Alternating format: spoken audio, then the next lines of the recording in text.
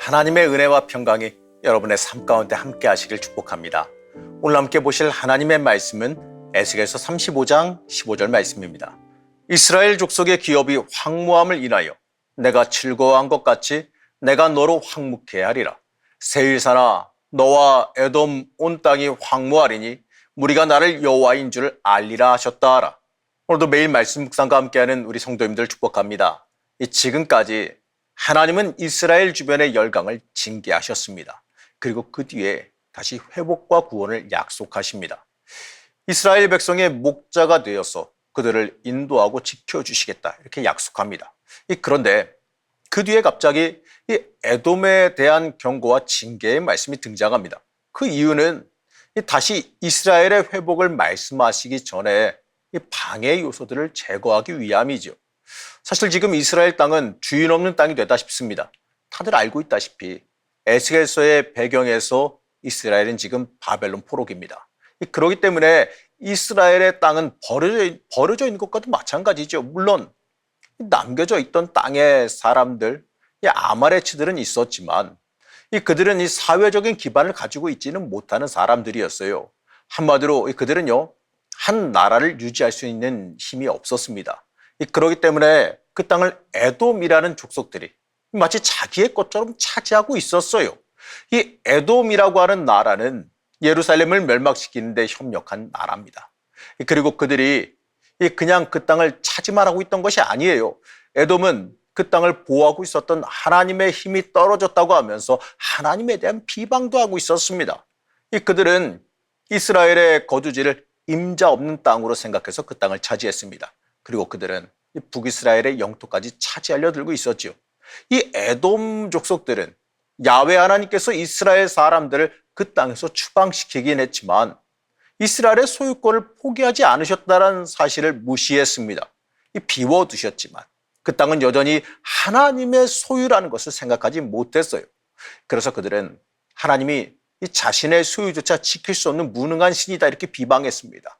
하나님께서는 이 에돔을 이스라엘을 새롭게 만드는데 방해되는 걸림돌로 여기셨습니다. 지금 막 한참 이스라엘의 구원의 선포가 이루어지고 있는데 에돔은 이 방해꾼의 역할을 하고 있어요. 그래서 하나님은 여기서 그들에게 복수하십니다. 그들을 멸망시키려고 하십니다.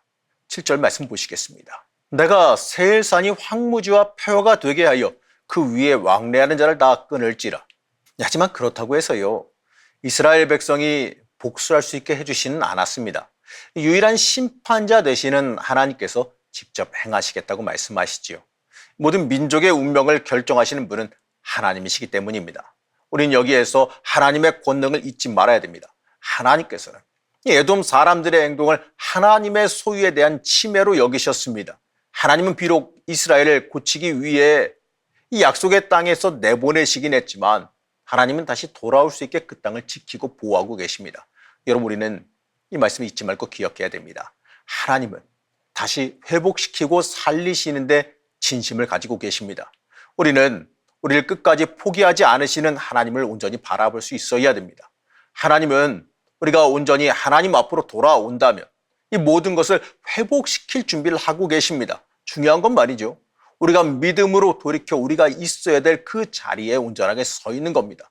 우리가 이 그리스도인으로서 합당한 삶으로 돌이켜 서는 것이 필요합니다.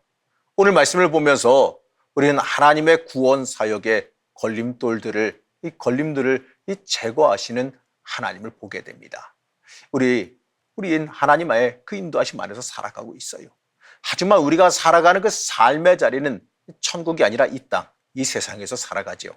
그러다 보니까 우리는 인생을 살면서 우리를 가로막는 많은 것들을 만납니다.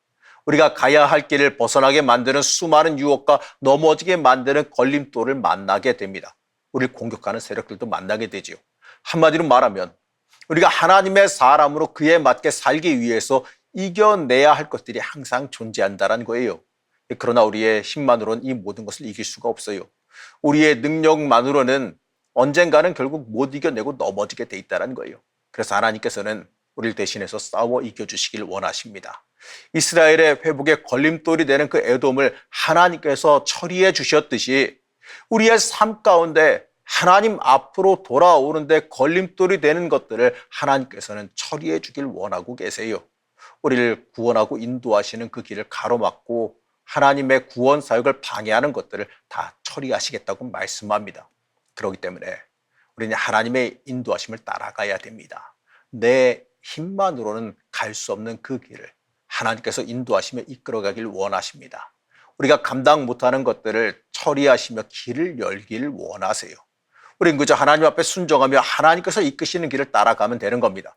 하지만 문제는 말이죠, 우리 스스로 하나님의 길을 가로막거나 그 길을 스스로 거부할 때가 있다는 거예요. 사랑하는 성도 여러분, 하나님께서 우리의 길을 여시길 원하십니다. 이 중요한 건 우리가 그 길을 따라가려고 철저히 순종하며 엎드릴 수 있어야 돼요. 우리 스스로가 그 길을 거부해서는 안 됩니다. 하나님의 역사와 뜻을 가로막는 자가 되어서는 안 됩니다. 하나님의 인도하심을 우리는 믿음으로 인내하고 순종할 수 있어야 됩니다. 우리가 믿음으로 인내하지 못하면 오히려 하나님의 뜻을 가로막는 사람들이 되어짐을 잊지 말아야 됩니다. 하나님께서 우리를 인도하시고 길을 여신다는 그 믿음으로 승리하시길 바랍니다.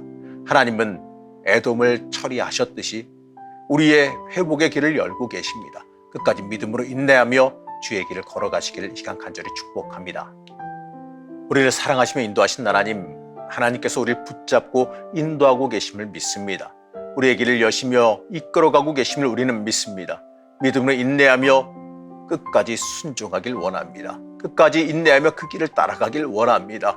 우리의 연약함을 도우셔서 믿음으로 굳건히 서게 허락하여 주시옵소서. 오늘 하루도 하나님의 역사와 인도가 있기를 소망하며 예수님의 이름으로 간절히 기도드렸습니다. 아멘.